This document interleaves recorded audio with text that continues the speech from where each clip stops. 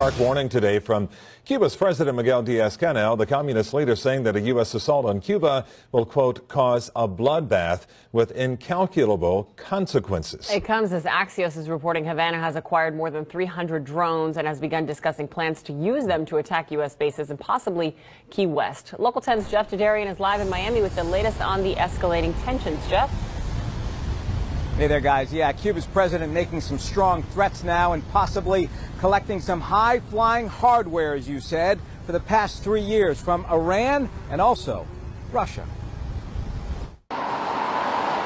Tensions between the U.S. and Cuba continue to tighten like a vice grip of words, a Cold War echo with a modern twist now. Attention shifts to the sky. Drones, hundreds of them, according to a new report. Possibly 300 drones could attack, it says. Whether they could actually reach South Florida, well, that part isn't clear. This South Florida congressman says, though, he is worried. I know that some of these drones have ranges up to 1,000 kilometers with payloads up to 200 pounds.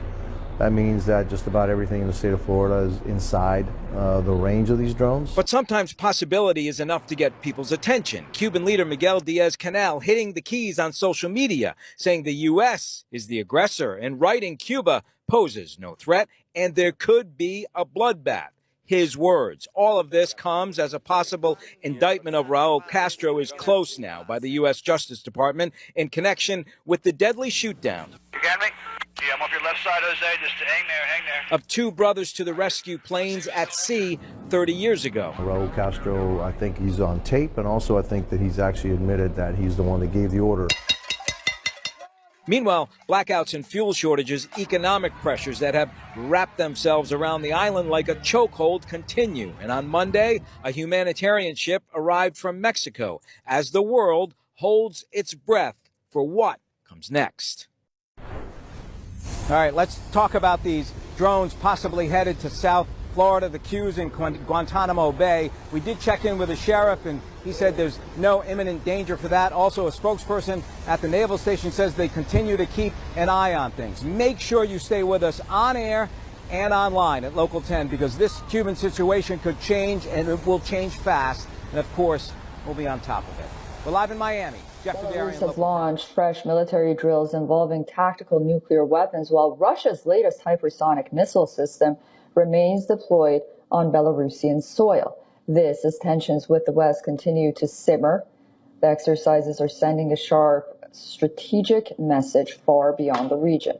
According to Belarusian Defense Ministry, the exercises are designed to test combat readiness and coordination between military units tasked with handling nuclear-capable systems. The drills involve missile forces and aviation units operating under simulated battlefield conditions. Military analysts say the deployment significantly expands Russia's strategic reach in Eastern Europe while strengthening Belarus's role in regional deterrence planning. Belarusian officials insist the exercises are defensive in nature and aimed at maintaining operational preparedness amid a rapidly changing security environment. Moscow has also reportedly described tactical nuclear deployments as part of broader deterrence measures against growing Western military activity near the Russian border. The drills are being closely monitored across Europe. Minsk says the latest drills involve Belarusian military units assigned with the combat use of nuclear weapons and are practicing interoperability with Russia for the delivery of nuclear munitions during the exercise. Belarus also hosts Russian nuclear weapons. Russia deployed Orsenik, its latest hypersonic nuclear-capable missile, to Belarus last year. Russian Orsenik missiles, which is nuclear-capable. Orsenik is an intermediate-range ballistic missile and can fly between 500 to 5,500 speeds. It's very fast. Last week, Moscow tested its nuclear-capable intercontinental ballistic missile, Sarmat, months after the last treaty capping Russian and U.S. nuclear arsenals expired. The missile has a range of 10,000 to 18,000 kilometers and can fly at a terrifying speed of 26,000 kilometers per hour. The nuclear-capable missile can also evade most modern anti-missile defense systems. Belarus, a landlocked Eastern European country ruled for over 30 years by close Putin ally Alexander Lukashenko, deeply depends on Moscow economically and militarily as well. Last week, Ukrainian President Volodymyr Zelensky ordered troops to reinforce the border with Belarus in the north, claiming Moscow was preparing a new offensive from there.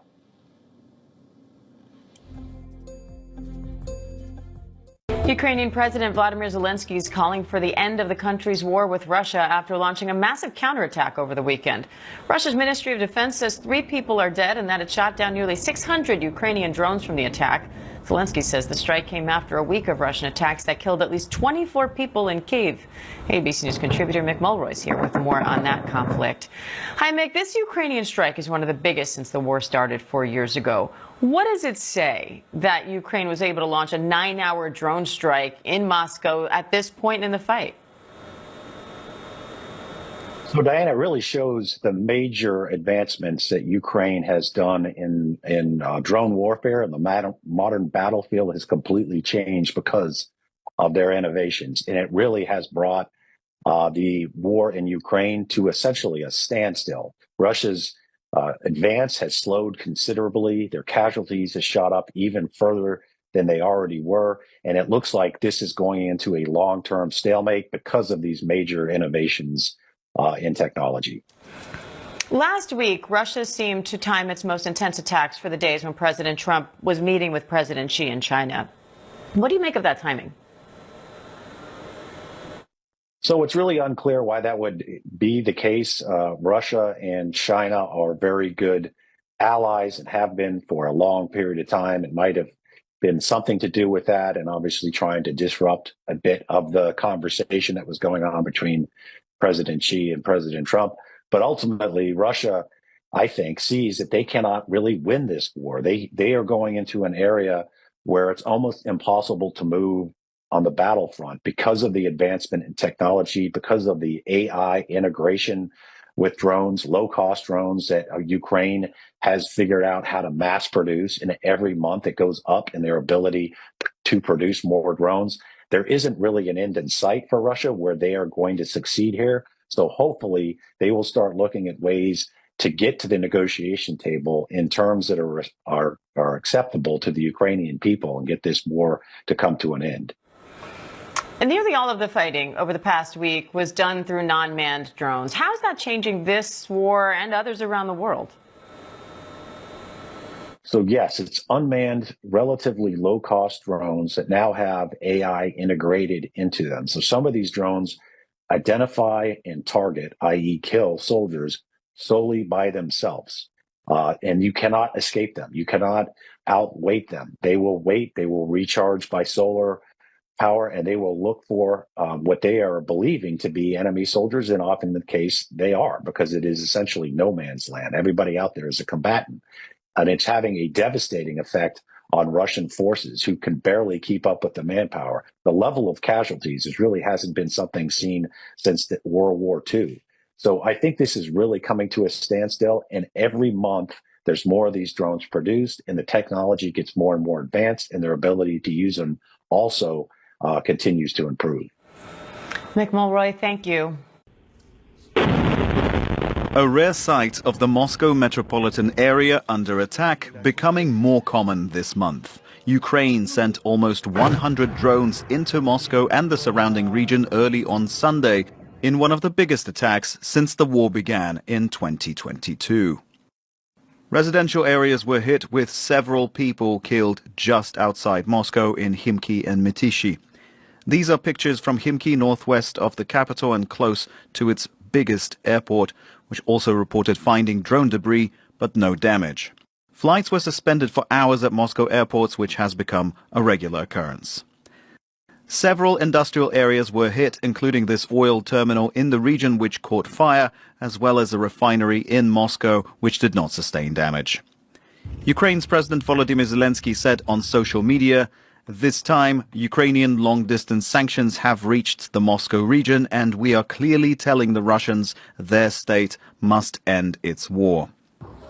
Russia and Ukraine observed a fragile 3-day ceasefire, which saw attacks intensifying after it expired last week, with diplomacy seemingly taking a step back and their mediator Washington focused on Iran. Death tolls are climbing. Dmitry Medvedenko, Al Jazeera. The defense forces of Ukraine, the security service of Ukraine, and our intelligence have conducted a large-scale operation in the Moscow region, a good, deep strike wave of ours. The distance to the targets this time was more than 500 kilometers, which is significant because the Moscow region is the most saturated with Russian air defense assets. They protect their realm of power. But Ukrainian long-range attacks are already overcoming this. As I said yesterday, the Russians need to think about their refineries, their oil facilities, and their businesses, rather than about disrupting the lives of other peoples, in Ukraine, Moldova, or any other neighboring country. Today, indicators show that our proactive operations per day are higher than those of the Russians. And that's a very serious result. We will increase all forms of supply for our army. Drones, ground robots, shells, all resources to maintain proper protection and our active frontline operations. Дуже серйозний результат.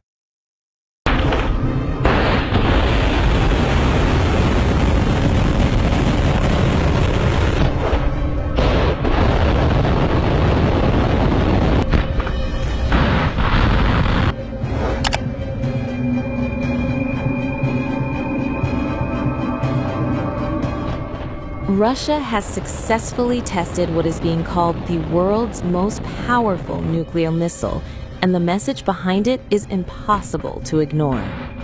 President Vladimir Putin has now confirmed that the RS-28 Sarmat, also known as Satan II, will officially enter combat duty by the end of 2026. And experts say this is not just another missile test. This is Russia showing the world that its nuclear arsenal is entering a dangerous new phase. The RS-28 Sarmat is a heavy intercontinental ballistic missile weighing more than 200 tons.